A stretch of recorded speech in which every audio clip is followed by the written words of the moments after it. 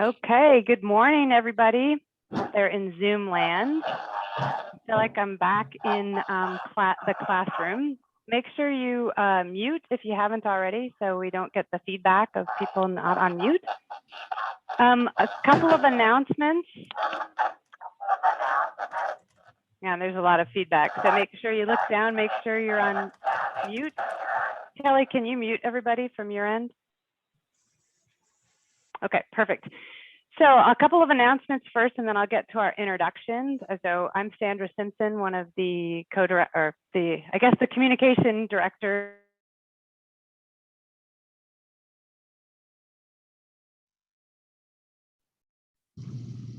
Sandra, now you're muted. I think, yeah. Muted again. Okay, I'm unmuted. Starting again.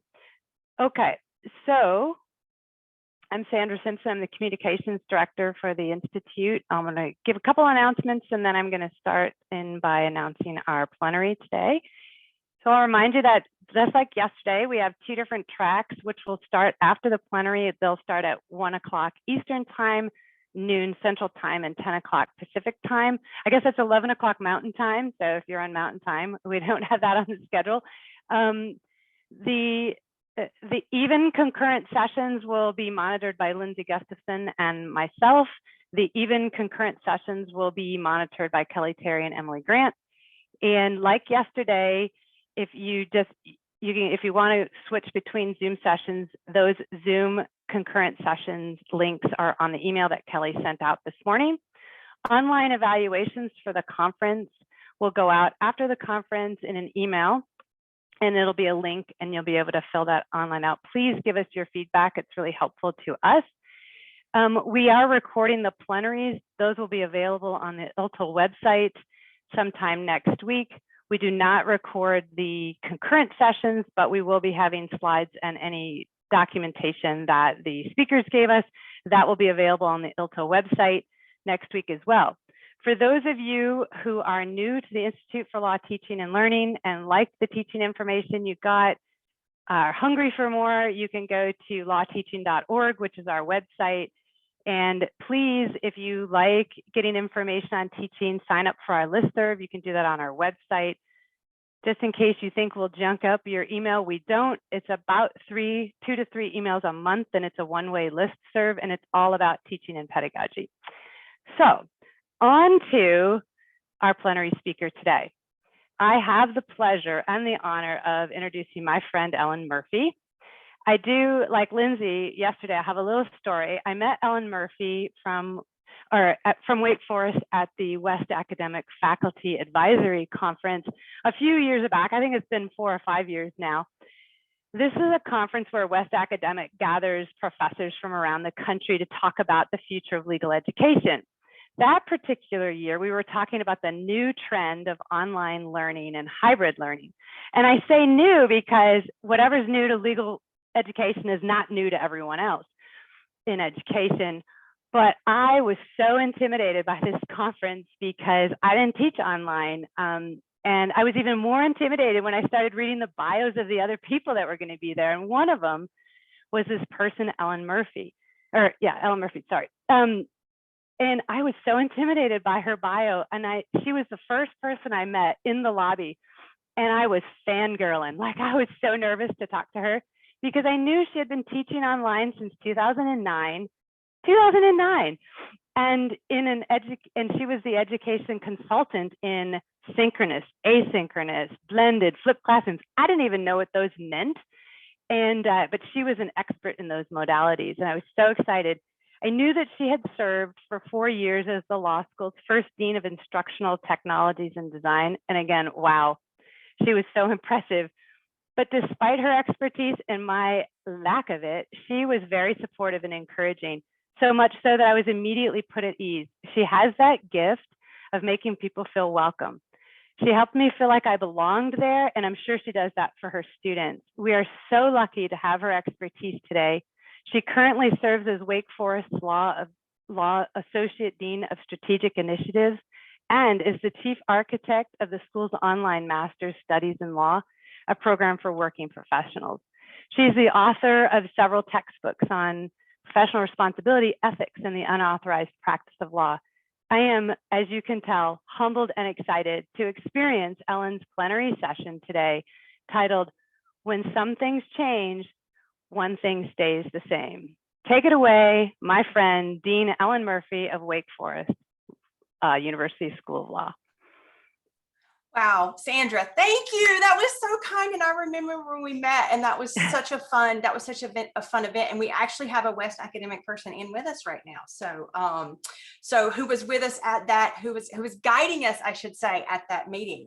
Lewis Higgins, editor-in-chief at West, is with us. So I am Ellen Murphy. I'm so excited to be here. I want to start with two thank yous. One to the Institute, who I'm sure many of you know, planned this conference for last year before things exploded, but these guys did an amazing job of keeping us engaged and then of pivoting the conference. I remember thinking, you know, people are not going to want to hear what I was going to say last year, but they, you know, Sandra and Kelly and others were really great about helping us transition our programs. And I'm really grateful for that. And I also want to thank, and this is a tip for you all, I want to thank the, Center for the Advancement of Teaching at Wake Forest University. If your school has a teaching center, they go by all kinds of names. Ours used to be the Teaching and Learning Consortium, and then now we're CAT, but ours is directed by Betsy Berry. And Betsy helped me with the research for this plenary. She's an expert in the scholarship of teaching and learning, and the people who are in your university centers are the same. And so, you know, take advantage of that if you have it. I'm going to start sharing my screen now, which will give me a second to sort of reorient myself and what I'm looking at. Okay. You should be able to see my screen. Everybody sees my screen? Okay, great. So I am going to talk to you about instructor presence. And this is an ill-defined term. So we're going to do our best to define it. One of the best ways to establish presence is to let people get to know you. I hope I did that a little bit in the video that you got. And here's a little bit more about me. I love to bake. It is my happy place. This is what I do in my free time when I'm not watching the excessive amount of television that I also watch. I've been teaching online a while, as Sandra said, and I've done it from all kinds of places, including this hotel room. This was in like 2011. We had to kind of move things around and get things set up, but it works. And the students never knew. Right? I've always loved school. This is my brother and me on my first day of kindergarten. I'm not sure why he got to hold my mat, but I'm sure an argument about it in our Ford LTD there broke out afterwards. But I love school. I love teaching. I love teaching teachers about teaching as much as I love teaching my students about professional responsibility. So, and I think the other thing that's important for you to know about me is that I came to teaching online. And so it was a very different journey for me. And I try to remember that when I'm working with teachers, because my first classroom my first semester in the physical, traditional, residential, whatever we want to call it, classroom was really hard because suddenly there was no layer of mediation, right? Which many of you probably saw as a con this last year. For me, it was how I learned. And so I had to do what you've had to do when I started going into the physical classroom in 2011, and I had great support, but it was a hard transition, and I recognize that. To set the stage, I want to quickly talk about a few terms. These terms are not defined by some term, you know, czar or God. And so every time I do a presentation or talk to someone about online learning, I want to make sure we're talking about the same things, because you've likely heard the same definitions, you know, with different terms throughout this conference, and that's okay, right? So you're familiar with fully online and traditional residential. When we talk about fully online, though, we can be anywhere on the spectrum. Fully synchronous, fully asynchronous, or blended somewhere between. You might call that blended fully online or hybrid fully online, right? It could be any of those. And then we've got that flipped classroom, which is my favorite way to teach, because I think we're maximizing our time together there, where actually we have some of each and it can move, right? Various amounts of each. So when I say online classroom, I mean either synchronous or asynchronous or some combination. And I say traditional residential. I don't like to say face-to-face because I think we're face-to-face right here. Sometimes I slip up and do it, but I encourage people not to call traditional residential face-to-face. Now, when we're dealing with an asynchronous classroom, of course, we have this layer of mediation because of time and place. And when we're dealing with a synchronous classroom, we have this layer of mediation because of place. And then when you throw this in, suddenly, right, we all feel disparate. We all feel remote. And so what I'm going to share with you today are some experiences of students, actual students at Wake Forest over the past year and a half, and how the presence of their instructors, after we define that term a little bit, contributed to their experiences. What we really want to do is use our presence, use ourselves to mediate the distance. Now, I want to start by talking about social presence. Social presence in the scholarship of teaching and learning is not new. You'll see that, it dates back to the mid-70s. But if you look at these few definitions, what you see that comes through is authentic, real person being your true selves, and not just the teacher. Also creating an environment where the students can be their true selves. Now, I want to talk just briefly about what we call the community of inquiry. I don't want this to be all research, and excuse me, I don't love formal, rigid frameworks, but I think it's helpful if you're new to online teaching or new to the scholarship of online teaching to think about a framework, to have a framework from which to work, right? We know that from our students. And the community of inquiry is one such framework. This is really just a way of understanding what it is we want to achieve in the online classroom. There's social presence, there's cognitive presence, and there's teaching presence. And I'll be sharing these slides as Sandra said, and you'll get these links, okay? You're going to see lots of sites and links, and you're going to have access to all of these. When we're talking about teaching presence, what we're really talking about in the community of inquiry is the design, the direction, the facilitation of the class. When we're talking about social presence, we're talking about the ability to perceive others and for others to perceive you and themselves as real. Any of you remember the Velveteen Rabbit? Remember the skin horse and the Velveteen Rabbit and the skin horse being real, right? So when we're talking about social presence, we're talking about being real. When I started this presentation, thinking about this presentation, I thought we were just going to be talking about social presence. But what I realized for me is that we're really talking about somewhere in between social presence and teaching presence. Because part of that social presence is how you design the course, how you direct your students, how you facilitate your online class, whether you're on Zoom like we are now, or whether you're in Canvas or some LMS doing it all through text and asynchronous video. So we're going to be talking about something here. Right. But again, I really thought we were going to be talking just about social presence. And you'll see, I made a little bit of a mistake. I'll show it to you in a minute.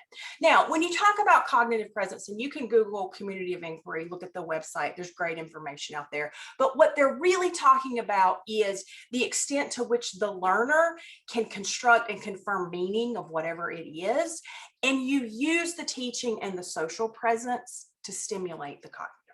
Okay, so for those of you who are interested in a deeper pedagogical dive, I encourage you to go on that dive. Now, the community of inquiry describes social presence as the ability to perceive others in an online environment as real. All right, for our purposes,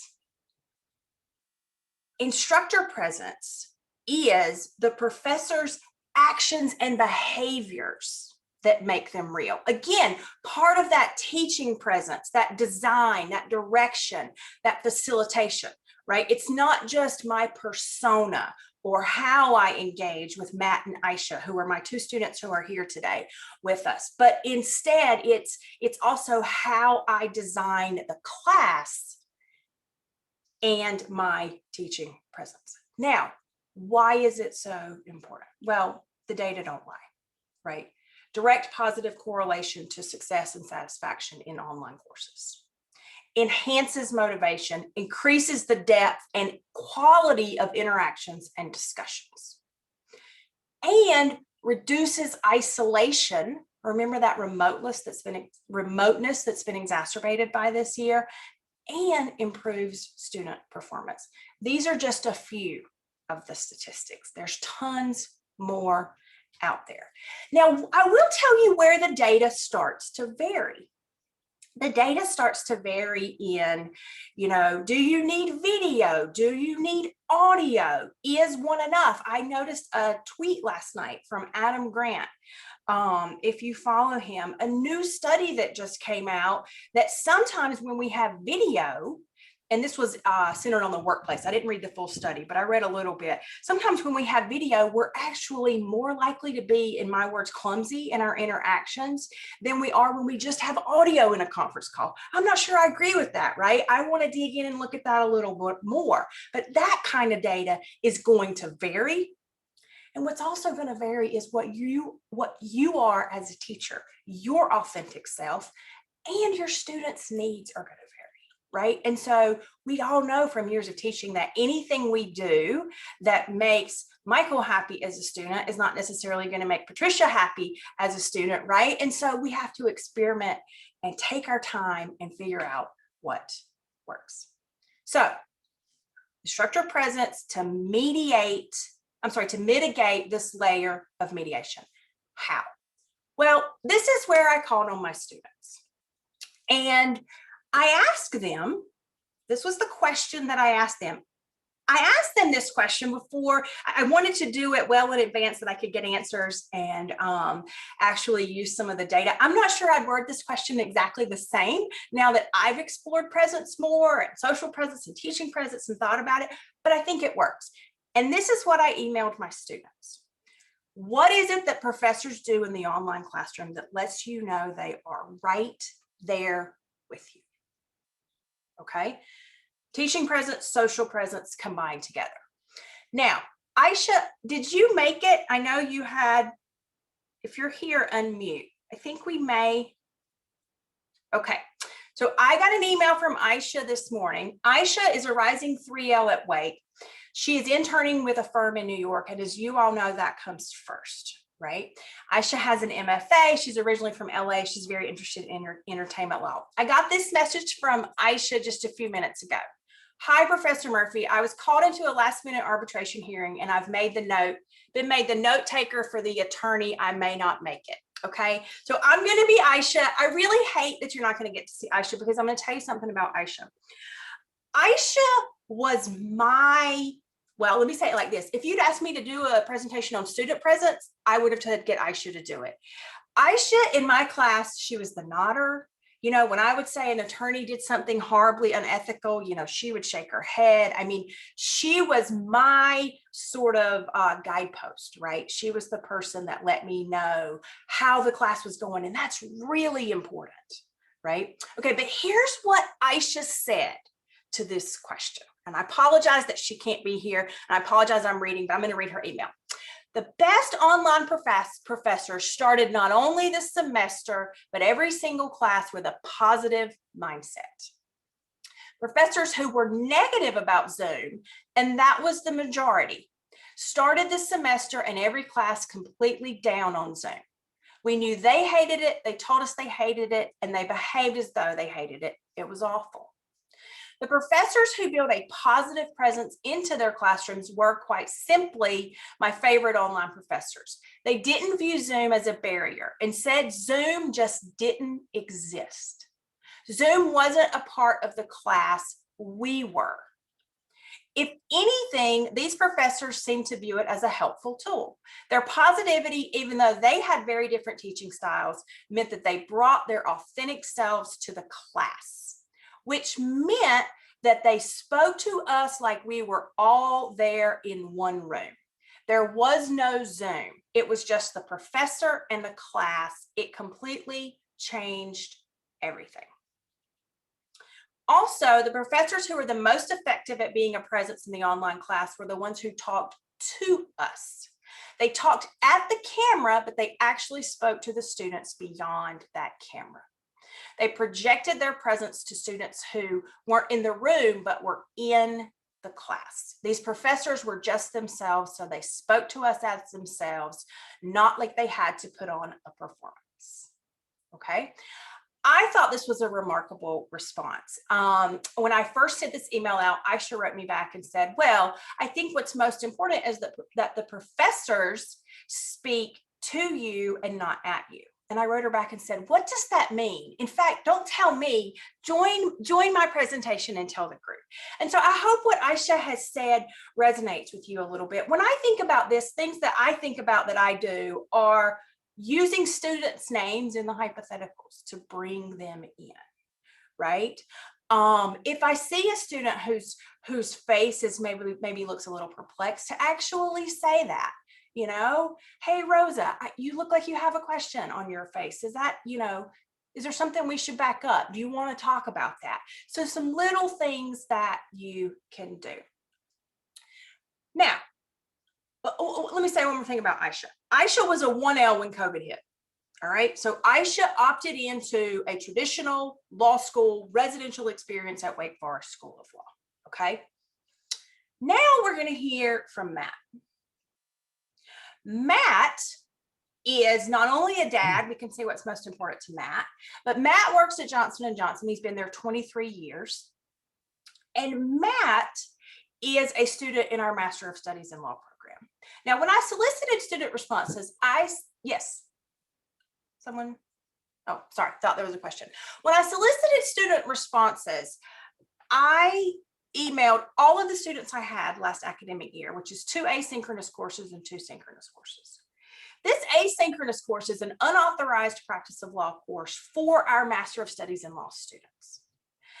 And so Matt opted into a fully online, fully asynchronous experience. So very differently situated than Aisha in terms of what he was seeking when he signed up for his degree. So Matt is with us. Matt, you tell us your thoughts on what it is that professors do, again, fully asynchronous classroom, to let you know they're right there with you. Yes. So thank you, Ellen. And first and foremost, thank you for the opportunity to be a part of this. So hopefully some of my feedback and insight can be helpful throughout this process. And it was great to hear what Aisha said in terms of feedback, because I would tell you a lot of that actually applies right through the asynchronous medium as well. But when Ellen had sent out the message around kind of what makes professors kind of right there with you throughout that process, because being asynchronous, it is very different. And I think when I went into the process, I didn't know what to expect fully. I've done all sorts of web learning through my training at J&J and all sorts of other things outside of J&J. So I wasn't 100% sure what to expect. And taking unauthorized practice law was actually in my second semester. So I did have some perspective and some, I would say, comparative examples of going through courses online. And for me, I think there were 2 big things. One was, really, it was the, I'm trying to think about the best way to say this. I think it was the specificity of the feedback. So Ellen was great, and I'll give her credit on this, because that really made such a huge difference for me about giving actual feedback through that process that was very specific to my work. So it was not generic feedback. Hey, great job on this, or this needs some improvement. You couldn't just cut and paste that feedback into other areas. The feedback was very specific to the examples of the work that I provided through the assignments and the discussions. So for me, that made me feel that she was very invested in the process. And I had a connection there rather than just going through kind of this online learning, so to speak. But the other big part of it was the consistency of it. So from the very beginning, and I think, this is where I think Aisha's comments also play a big part in this, because at the very beginning, when I enrolled in that course, got online, I think she set the expectation right up front. And I thought it was a very nice touch, which was the first time I experienced that in the MSL program, was a video message welcoming the students. I think that was a very nice personal touch to begin with, rather than just the online syllabus. Because even when you look at the online syllabus through Wake Forest, it's very similar for a lot of the courses. Certainly the content's going to be different, but the flow of what the expectations are, all that is very, very similar. What Ellen did was give a welcome message. And I think with that welcome message, it kind of broke the ice and gave that personal touch. But from that point on, from the very beginning, she provided very consistent feedback. And I will tell you, not every professor does that. And right or wrong, that feedback being consistent, again, made me feel that she was very invested in the process. So this whole question around being right there with you, that was a huge component of it, because I've had other professors in my short tenure, so keep that in mind. But I will tell you, when I look at the other examples, I've had others that were very engaged from the beginning, and I saw a pretty significant drop off where there were gaps of time where you did not get necessarily any feedback, gaps of time on the grading of assignments. So you're kind of out in limbo a little bit. And when you're on an online course, and especially in an asynchronous environment, it's really important to understand how you were doing and the progress you were doing. And I think that consistent feedback, and you combine that with the specificity of the feedback, really make sure it made me feel like she was, again, kind of all in on this. And I'm sure other students felt the same way. So it provided that kind of opening to have this back and forth interaction for me going through that environment. And to me, that is a huge difference between going through a very productive asynchronous format and just online web learning. Anyone can do online web learning. You can throw up videos, you can answer questions, but that personal connection made a huge difference. And the last point I'll say, and I'll take a breath on this, but I think this also goes back to the discussion Ellen, myself, and Aisha had coming into this meeting earlier in the week. And I think it did come out in her feedback, Aisha's feedback, but I think everything I'm talking about ties very closely to what she's talking about, because at the end of the day, it made it feel very authentic. And that's a huge bonus going through a program like this, or online learning, especially asynchronous format, that the authenticity of the learning, it makes a world of difference in terms of engagement, motivation, all those different things that come into play. And ultimately, it's going to have an impact on the relationship between not only the professor and the students, but also, I think, the quality of work. So I love the course. I think everything she's preaching to right now, she absolutely fulfilled, and really was a shining example through that course. Like, I love that course, and I love the interaction that Ellen gave throughout, I guess, that 7 weeks. Thanks, Matt. I want to open it up for questions from Matt, but I want to say two things. First of all, Matt, you weren't supposed to talk about me, but that's okay, right? But I appreciate that. I really do. I thank you. And the second thing is, I told Matt and Aisha to be completely honest. And so if there are questions from anyone, if you want to chat or you just want to jump in, I'm sure Matt will be willing to answer. Again, Matt's experience has been fully asynchronous. One thing I will say, and Matt is going to be privy to, a little bit of how the sausage is made here. And this is important if there's administrators on the call. And it's also important for teachers. And that is, this is very resource intensive, right? And we as a community have to continue talking about this. Our asynchronous classes at Wake are capped at 25 people. This was a 7-week class. There were 3 writing assignments. right? So what that means for me as an instructor is I have to change how I allocate my resources that I'm going to put into that class than the way I allocate my resources that I'm going to put into my synchronous PR class that's probably going to have 70 or 80 students in it. I mean, sometimes I get lucky, right? But it's probably going to have a lot more. And so I try to think of it not as more work, but it's different work. Never in that synchronous 70-person class are those students going to get 3 individually graded assignments by me, their PR teacher. They may in other classes that are situated differently, but that's just the reality of the resource allocation, right, in a law school education. Okay, Matt, I'm seeing questions for you. So the first one is, tell us about the specific type of feedback that was helpful.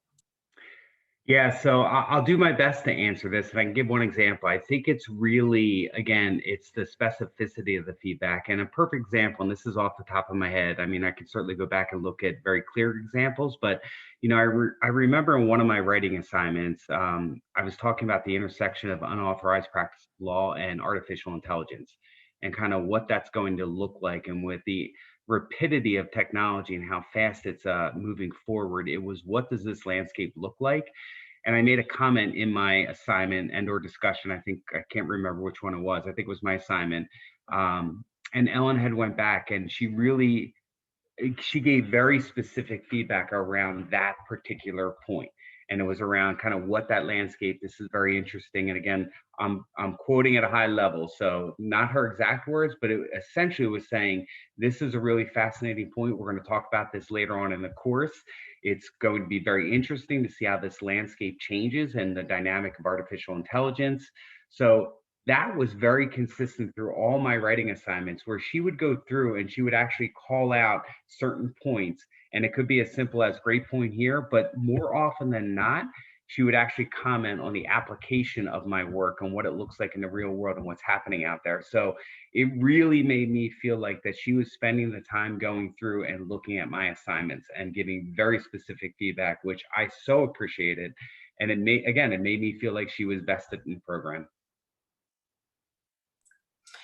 And again, Matt, you're privy to the sausage. Okay. So, you know, I happen to do some research in the area of AI and unauthorized practice of law, right? And so I'm guessing there's a lot of what Matt wrote about that I may have not been able to make the same immediate connection to, right? But there was something in everybody's work that I could make a connection to. Yeah. And that's the key. It was taking the time in the 4 or 5 pages that Matt wrote and going through and finding, not only, I don't mean not critiquing the pieces I didn't understand, obviously grading them as a teacher would, but doing the work to find that point of connection. Mm-hmm. Or to say to a student, hey, if you're interested in AI and UPL, right, here's an article. Check out this LegalZoom, case from 2017. And we never got an answer, but maybe one day we will, right? And so, and with some students, it's harder. It's harder with some students when maybe, particularly with working professionals who come from backgrounds that, I may or may not have familiarity with. But it does take an effort back to resource allocation. Matt, there's also a question about, what difference you think it makes that you have significant work experience and whether your classmates might react differently if they had less. I don't know if you got a sense of that in the classroom. I don't know if I necessarily got a great sense, but I certainly felt it. And I think, as professors, I don't think it's a very enviable position to be in an asynchronous format with people with all sorts of different work experiences, because it's all based on your exposures, your experiences. And for me, I think it really was helpful, because over my 23 years at J&J, I've been in so many different functional areas, from sales to training to marketing to market research to health policy and advocacy. So there's a lot of implications. Again, this was unauthorized practice of law. And I even think about the process with J&J and how there are certain things we probably do as a company that, from a compliance and regulatory perspective, we are allowed. I don't think we're doing anything outside the kind of the zones of what is allowed. But I will say, I think learning through unauthorized practice of law. I'm like, wow, I'm like, if you really kind of strip that out and look at it objectively, it feels like we're kind of right on that cusp of what is considered unauthorized practice of law. But I think there's exceptions. Go ahead. Do you think, though, that, I mean, you have this experience to make that connection to the content. Do you think a student in the class with less work experience would react negatively to the type of feedback to which you reacted positively to? That's a great question. Yeah, we don't know. I think negative's probably too strong of a word. I think someone with less work experience may look at the course very differently and not necessarily kind of real world application based. And they may look at it strictly from, okay, this is an educational thing that I'm going to go through. And I think about when I went through college at Penn State, you know, and how I felt during that. I was taking it for kind of education. This is not only for education, but it's the application of things I do in my real world experience with J&J, but also my personal life. So I think, yeah, I don't know if they would take it negatively, but I think I maybe saw more benefit. So I would look more skew it that way. People with more experience would look at it more positively rather than less experience looking at it negatively, if that makes any sense. Absolutely. And I think Matt also points out another, he alluded to having people with different work experiences in a class. And one of the things that I'm a big advocate for, and sometimes I win and sometimes I don't, because again, resource allocation, right? And I do wear an administrator hat from time to time. But there's a big push to take particularly online, fully asynchronous online classes and scale them until the point of just, you know, they can't be scaled anymore. And you can absolutely do that, but you will not get the experience that Matt got in this class. I remember Dean Suzanne Reynolds, I've said this with her publicly before, so I'll say it now, but when we were building the MSL, I wanted 14 students in the asynchronous classes. She wanted 40. We landed at 25, right? And, you know, so it's always a balance, but this idea that we can take this pre-recorded content and scale it and deliver this experience that Matt is getting, it's just not going to happen. Yeah. And that includes adding people from other disciplines into the same class. So I recognize a tax professor in this session with us, Rebecca Morrow from Wake Forest. And, you know, Rebecca teaches a tax class for JD students, right? Well, it may make a lot of sense to add, you know, an undergrad to that class, or to add an MSL to that, right? But do they have the same scaffold built so that Rebecca can just start where she's coming from? As we take this content, I think, and move it online, again, particularly asynchronously, there's this desire to just let everybody take from it. And I think we have to be real honest with ourselves about what it is that they're going to get if they're taking from it. Yeah, Ellen, can I just make one other quick point around that kind of scalability of the feedback and number of people? Because I think at the end of the day, in an asynchronous format, and I'm looking at even some of the comments in the chat, I think, look, the reality of it is, I mean, if you have 40 people or 50 people, it's almost unrealistic and impossible to give that type of feedback to every student. You just don't have the bandwidth to do it. But that's where I would say that consistency part of it would weigh in more on the feedback. And I think that's where you can still drive that vested interaction and make you feel like they're in it with you by having a consistency of the feedback. It doesn't necessarily have to be incredibly deep, but just the consistency. And that consistency, I will tell you, could just even be the timeliness of giving feedback on grades. That can make a huge difference. Like I said, when you have those gaps, you're kind of sitting out there, you're like, you know, kind of where do I stand? So I certainly recognize that it makes it very difficult when you have more students, but that's where I think that consistency on what type of feedback is really important for students. Yeah, if you look, for those of you in the conference, when you see my list of resources at the end, you're going to see an article from Florence Martin and some others who is at UNC Charlotte. It's the article that is in the Internet and Higher Education Journal. And they did a study of what the most important facilitation strategies, but we might call them presence were. And the number one was timely feedback. That was the one that ranked number one, and second to last was a welcome video. So something that I've been shouting from the top of my lungs was important. You got to have a welcome video. You got to have a welcome video. Now, again, if you've got 10 things and you got to rank them, something's going to be last, right? But still, it was that consistent, timely feedback. Does anybody have any other questions for Matt? I want to be respectful. I mean, obviously he's a business. You could tell by the way he talks, he understands business and resource allocation, but I want to be respectful of his time. Matt, any other thoughts? Stick around with us. Feel free to stick around with us. I probably will. This is interesting to me. If that's okay, I'll take myself off camera. Probably will. And thank you very much. And Ellen, honestly, if there's any other questions afterwards, feel free to email me. I'm happy to shoot an answer back via email. Great. Thanks, Matt. Thank you, everyone. I want to make sure you all hear some things that other students say too who weren't with us. So let's talk about feedback a little bit. These are quotes from other students. Use of a video clip when providing feedback. I'll tell you how I use this. I have found that when I'm grading a writing assignment,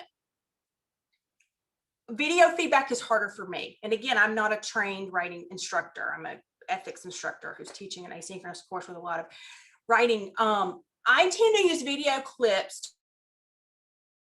Okay, so I will have my first discussion forum in an asynchronous class, and also in any kind of class, you can have a discussion forum, right? An intro discussion forum, I tend to reply with video. And again, make that connection. Oh, you're from North Dakota. Oh, I clerked in North Dakota, right? And to start to establish, particularly in an asynchronous class where you're looking for a direct one-on-one connection, but it also works in, I typically will do a discussion forum in my flipped classroom, which means we're going to be in that traditional residential classroom. Personalized comments, personalized feedback videos. But here's what I thought was interesting about that. A way for the students to know you're willing to invest the time in learning, right? Again, student perception of our investedness, a sign of respect. Now, let's go to asynchronous while we're there, and I'll come back to synchronous. Weekly welcome videos, weekly updates.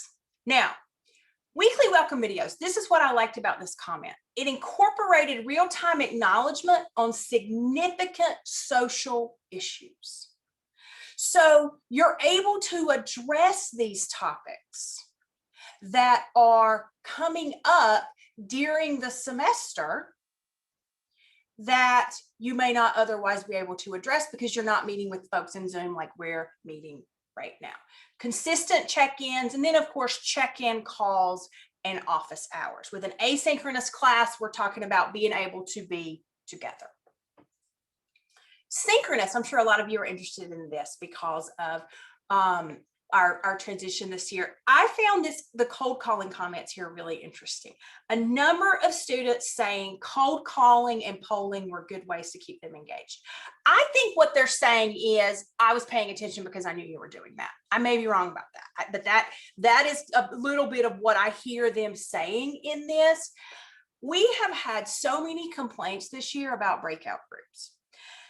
I don't think breakout groups are bad. In fact, I got a little upset at all the complaints about, don't use breakout groups. I think breakout groups can be used very well, but just like giving feedback is just a lot of work. You can't just put your students in a breakout group and say, hey, talk about the rule of confidentiality, right? You've got to have a directed way of engaging them. A lot of people now are using shared Google Docs or Padlet, which is the tool I used in the email, where it's a virtual bulletin board to get the students, to hold the students accountable for what they're doing in those breakout groups. And then we hear the classic, don't rely on PowerPoint to teach the class. So this is a general overview of the comments that I got, and I am cognizant of time, so I'm going to just offer a couple of reminders and then take questions. Every student's unique. We're all unique. We're going to teach in different ways. Matt likes certain things that maybe Aisha wouldn't, that maybe Donald wouldn't, right? That maybe Nancy wouldn't. You have to find your rhythm in the online classroom, whatever that classroom is. I'm going to skip this for now, but I created Padlets for both synchronous and asynchronous, and I can share those links in the chat if folks are interested in having those conversations. Also, this is me making sure that had I lost 2 students, we would have had some activities. So you always want to over prepare, right? When you come to these things, that's not different than any of our other classrooms. And then I want to go back to this painting, which is really what inspired this talk. This is an article by a physician that I found during the pandemic of March, maybe April this year. April, yeah. And one of the quotes in this article, which is linked here, is that presence is the mindfulness that one individual brings to an encounter with another. And really, that's what we're talking about here, right? It's just the mindfulness, and I'm not a mindfulness expert, but I know what it means. And it's the mindfulness that I bring when I grade Matt's papers, or when I enter this Zoom room, or when I enter Aisha's Zoom room. That's really what this is all about. I do have links to articles here. I'm going to stop now. I see some chats. I'll look at them, but I'm also happy if folks have questions, if you want to just jump in, whatever you're comfortable with. I'm seeing one comment about Padlet, and I'm happy to share. I'm going to just pull Padlet up. So Padlet, this is my Padlet. You get a free account, and then you can create your own Padlet. So if I click on this one, you get your own URL, you pose a question, and then as I sent this to you in the email with the introductory video, I know some of you, if you hadn't registered yet, you didn't get that, but I sent this out and I posed a question.